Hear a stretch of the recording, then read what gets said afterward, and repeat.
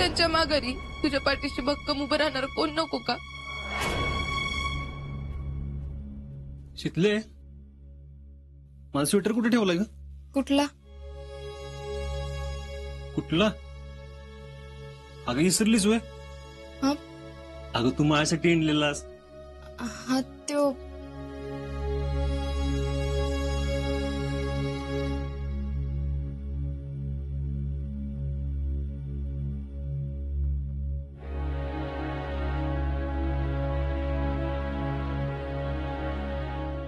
शितले, काय झालंय का? कोण काय बोललं का तुला? मग हे घ्या.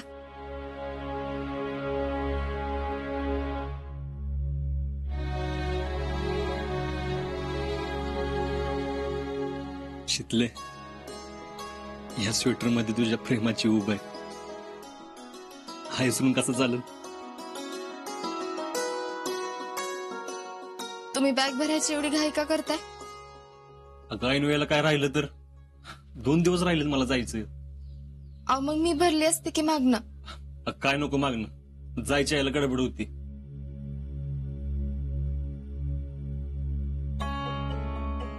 अहो मी काय म्हणते, हा बोल की.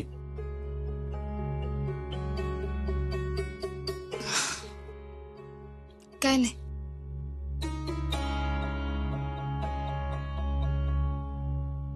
काय चाललंय तुझं? नाही ते बॅगेत थोडं खायचं सामान भरायचं राहिलं होतं ना, त्याचाच विचार करत होते. तुम्ही बायका ना काय बी विचार करत असत. जाऊ दे, ऐक. शितले, काय विचार करतेस तू? काय नाही. जयश्री जे काय बोलली ती सांगावं का यांना? नाही नाही नको. मी सांगितलं आणि यांचा विचार बदलला तर?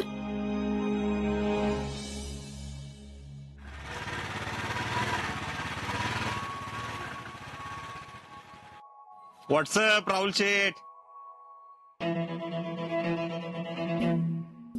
नाही काय टॅलेंट कुणीतरी सॅड आहे असं नाही का वाटत तुला? सॅड? जास्त सॅड आहे असं वाटतंय. बाय राहुल शेठ, काय झालं? शेठ, आम्ही तुमचं दुःख समजू शकतो. तर विक्रमच्या जाण्यामुळं आम्हाला पण किती त्रास झालाय हे सगळ्यांनाच माहिती. होय, तुला काय आज ओळखत नाही मी.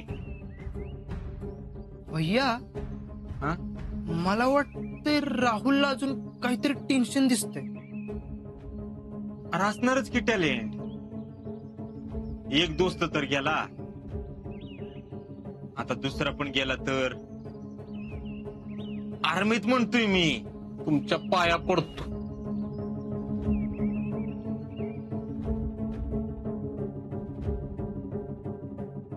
राहुल शेठ, लय दुःखाला कवटाळून बसू नका.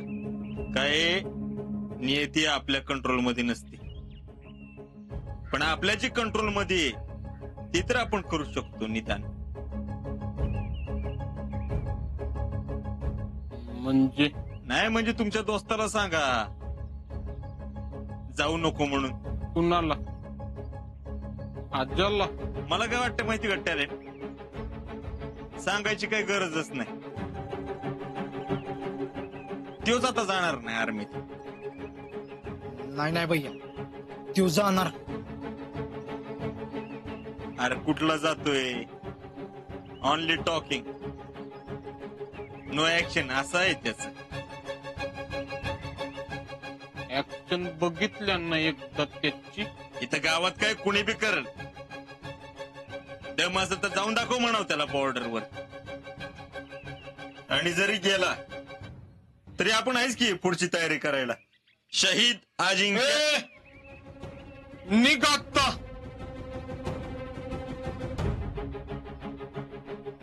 इथं थांबायला तरी कुणाकडे वेळ आहे? चला.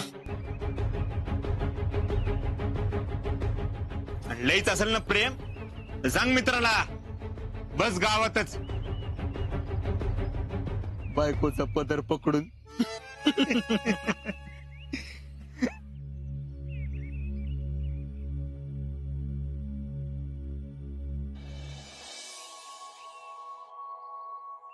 चाची चाचा कुठं बाहेर गेल्यात का? वाईकू गे, काय झालं असं अचानक आलीस? काय नाही ग, घरी लक्ष लागत नव्हतं म्हणून आले. लक्ष तर आमच्या पण घरात लागा ना कुणाचं. तेरे को तो अब्बू का पता है ना, गांव में हर 15 अगस्त और 26 जनवरी से पहले ही तैयारी शुरू हो जाती. रात भर हम जलेबी बनाने का काम करते. गांव में कोई लड़का आर्मी में भर्ती हो जाता है तो हर घर में जाके मिठाई बांटते.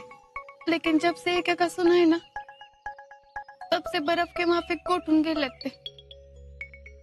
बाकी तुझ्या घरी कसे आहेत सगळे? आहेत बरे. अजिंक्य आता 2 दिवसात जाणार आहेत. त्यांच्या जायची तयारी चालू आहे. कुछ ना कुछ काम होगा तो दिमाग में ऐसी वैसी बात नहीं आती. यास्मीन, बोल की. अगं कसं बोलू तेच कळना झालंय. क्या हुआ? बोल ना. हे बघ, जो मन में है ना वो बोल दे.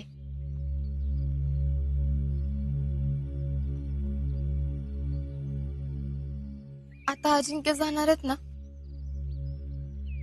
तर मला कसं तरीच होतंय बघ. अगं लय सवय लागली ग मला त्यांची. तुला माहितीये, रोज सकाळी उठून नेमानं माझ्यासाठी चहा करतात आणि मगच प्रॅक्टिसला जातात. तो बहुत लकी है रे. अगं कुठल्या कामात मला काय अडचण आली ना तर मदत करतात. कधी काय चुकलं तर समजून घेतात. कधी भांडण, कधी रुसव फुगव, याची लई सवय झाली मला.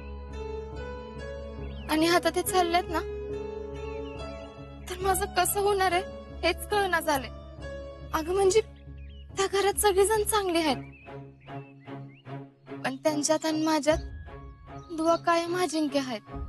उसका टेंशन तू मत ले, सांभाळशील सगळं.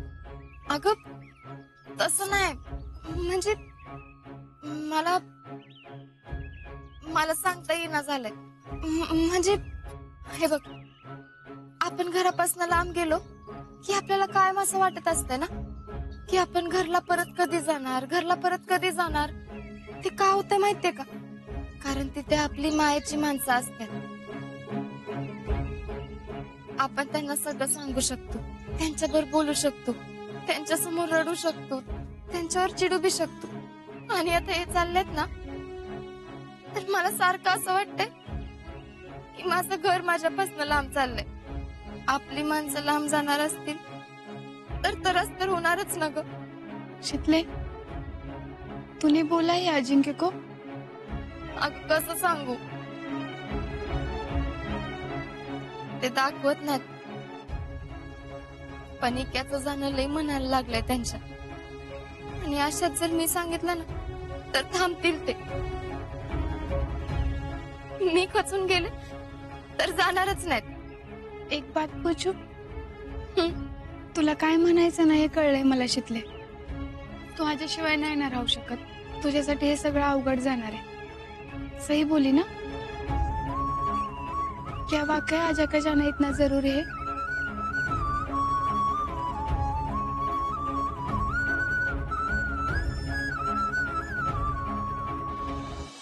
नाना, अब समाधान दादा आलाय.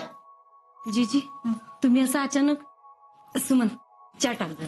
अगं राहू दे नको. त्याच्या घोटभर पाणीच दे. हा.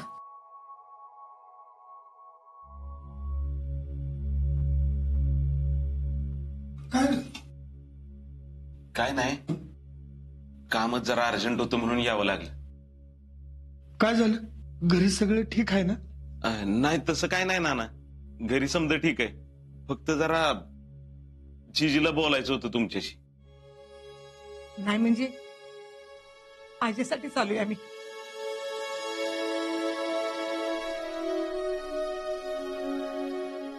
अजिंक्यचं काय? आता काय ते मी स्पष्टच बोलते, आडून आडून नाही बोलत मी.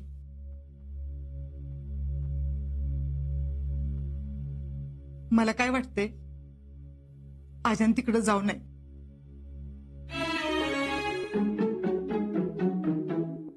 जीजी अगदी माझ्या मनातलं बोललात बघा. अहो विकेचं असं झाल्यापासून मला तर झोपच लागत नाही त्यांच्या काळजीनं. जीजी तुमची काळजी बरोबरच आहे, पण अजिंक्य कर्तव्याशी बांधील आहे. त्यांना जावंच लागणार.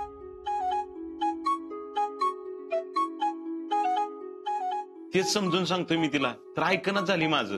नाना तुम्हीच सांगा तिला समजून. जिजे अगं मान्य आहे तुझा आजावर लय जीव आहे. मग तुझा नाही का जीव त्याच्यावर? अगं तसं नाही ग जिजे, पण आजा लहान असल्यापासून त्यांनी एकच सपान बघितलंय, आर्मीत जायचं. आणि आता तू ट्रेनिंग पूर्ण करून आलाय, त्याला जाऊ नको कसं म्हणायचं? वय बरोबरच आहे. अहो तुम्हाला कळत कसं नाही? त्यांनाही कळत नाही, म्हणून आपण त्यांना समजावून सांगायचं, तर आपणच त्यांना दुजोरा द्यायचा. होय बाई, आता त्या विक्रमच बघा की, हाकनाक गेला बिचारा. अहो असं कसं म्हणताय? देशासाठी शहीद झालाय तो, वीरमरण आलाय विक्रमला. अरे होय, समजा मान्य आहे मला, पण त्याच्या आईची अवस्था काय झाली बघतोस ना. अरे आबाळ कोसळले त्या बाईवर, काय करावं तिनं? आता तिने काय करायचं सांगा बघू. पाहुणं रावळं गावातली माणसं 4 नाही तर 8 दिवस येतात.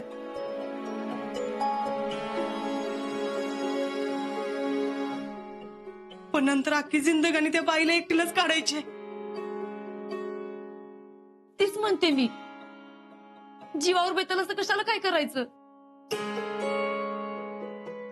ते तिकडे परत गेले नाही तर बरंच होईल बाई. आर्मी म्हणजे अजिंक्यांचा जीव आहे. आणि आपल्या पोरीचं काय? उद्या माझ्या पोरीचं भुंड कपाळ बघायची ताकद माझ्यात तरी काय नाही बाई.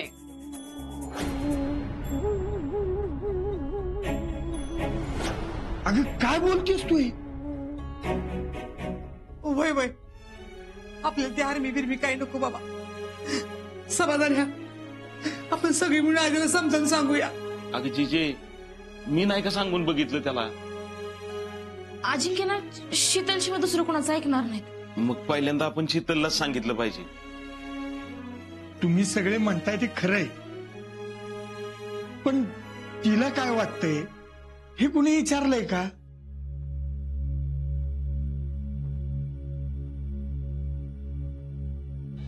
अहो आता लग्न झालेली पोरगी आहे ती, आणि कुठल्या पोरीला वाटल आपल्या नवऱ्याचा जीव धोक्यात असावा म्हणून? शीतलची गोष्ट वेगळी पडती. काय गोष्ट वेगळी नाही. अहो त्या आजाला पाठिंबा द्यायचा म्हणून तसं बोलत असत. शेवटी तिचं पण बाईचं काळीच आहे, तिला पण मनात वाटत असेलच की. आपण लवकरात लवकर बोलून घेऊयात, त्याशिवाय माझ्या जीवाला काही चैन पडायची नाही बाई. थांबा मग, मी एकदा बोलतो त्याच्याशी. नको नको, ते तुझं एकट्याचं ऐकणार नाही. अरे तुझं बोलणं ते हाणून पाडत, त्यापेक्षा आपण सगळ्यांनी त्याला सांगूया. नाना तुम्ही उद्या घरला या. आपण एक काम करू, उद्या विक्रमचं सावरणं झालं की आम्ही दोघं तुमच्या घरला येतो आणि मग बोलू त्यांच्याशी. अहो पण शीतल, तिच्या संग आधी बोलायला पाहिजे ना. वय मी काय म्हणते, मी शीतला इकडे बोलवून घेऊ का? मग आपण तिच्याशी बोलूया. नको नको, तसं नको. जी जी म्हणतात ते बरोबर आहे. उद्या सगळे आले की बोला तिच्याशी. बोलायचं नाही, आपण सगळ्यांनी त्याला गळच घालू, जाऊ नको म्हणून.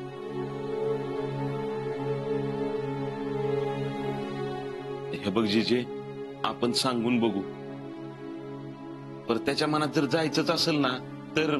त्यांच्या मनात काय बी असेल तरी त्यांना म्हणावं थांबा. आज तर प्रत्येक गोष्ट आपण त्यांच्या मनासारखी करत आलोय. अहो ही एक गोष्ट तर आपल्या मनासारखी होऊ देत की.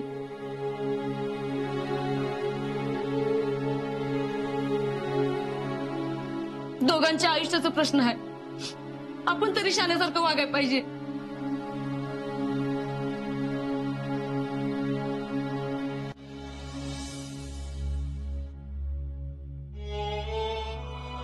त्यांच्या माघारी तुझ्या पाठीशी भक्कम उभं राहणार कोण नको का? मी तुझ्या जागी वाचते ना, तर मी त्यांना जाऊच दिलं नसतं. क्या वाकई आजा का जाना इतना जरूरी है?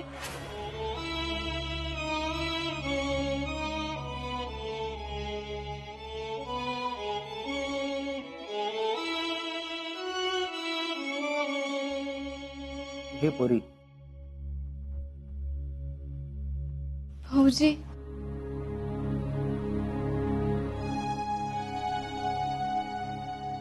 अगं कसला विचार करतेस?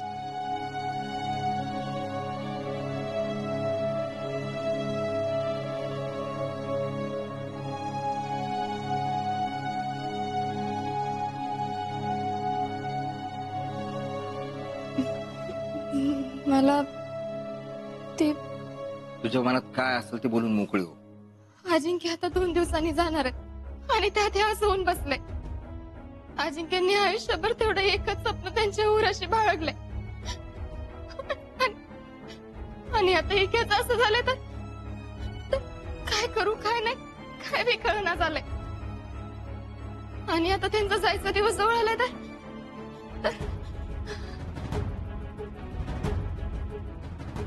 हे बघ, हे असं होतंय. मन नुसतं खायला उठलंय मला. एकदा असं वाटतं की त्यांना जायला पाहिजे आणि एकदा असं वाटतं की शितले काय बी कर, पाया पड आडवी पड, पण त्यांना जाऊ देऊ नकस. हे बाळा, हे अगं शांत हो. मी तुला आधीच सांगितलं होतं की फौजीची बायको ही खूप धीराची असायला लागते. कुणाचं बी काम नाही. आता माझंच बघ, माझं जेव्हा लग्न ठरलं होतं ना, तेव्हा एवढ्या अडचणी का आल्या? का तर मी आर्मीत होतो म्हणून. 3ऱ्या सुट्टीमध्ये साखरपुडा झाला होता माझा आणि मग पुढच्या सुट्टीत लग्न करायचं असं ठरलं होतं. पण मग कारगिलची वॉर सुरू झाली आणि त्यात मी होतो. दिवस रात्र माझ्या घरचे रेडिओ आणि टीव्हीच्या समोर बसून राहायचे. अगं त्याच वॉर मध्ये तर हात गेला माझा. पण जेव्हा परत आलो ना, तेव्हा तिच्या घरच्यांचा निर्णय बदलला होता. खरं तर मी त्यांना कल्पना दिली होती, पण जेव्हा माझ्या जीवावर बेतलं तेव्हा त्यांच्या त्या लक्षात आलं. लग्न मोडलं. आर्मी तर सोडणार नव्हतो, म्हणून मग लग्न करण्याचा विचारच सोडून दिला. अहो, मी राहीन त्यांच्या पाठीशी उभी, पण आजूबाजूच्या लोकांच्या मनात हे बघ, आत्ताच्या घडीला आहे ना, सगळ्यांच्या मनात विपरीतच विचार येणार. अगदी तुझ्या घरच्यांना बी वाटणार की अजिंक्यने जाऊ नये म्हणून.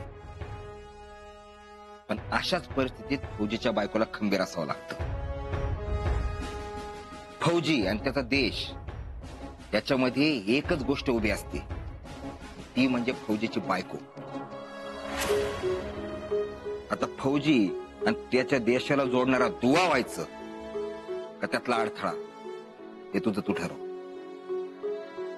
कसं असतं, फौजीची बायको त्याचा काना असते, काना. आणि तिच्या आधाराशिवाय फौजी ताठ मानानं तिरंग्याला सॅल्यूटच करू शकत नाही. आपण म्हणतो ना, विजयी विश्व तिरंगा प्यारा, झंडा ऊंचा रहे हमारा. पण त्या तिरंग्याला बी लहरत राहण्यासाठी एका काठीचा आधार लागतोय, लक्षात ठेव. आता तुझा निर्णय तुलाच घ्यायचा आहे. फौजी झालाय माझा निर्णय. अजिंक्य फौजी परत जाणारच. आणि आता कुणी बी काय बी बोललं तरी मी त्यांच्या पाठीशी उभी राहणार.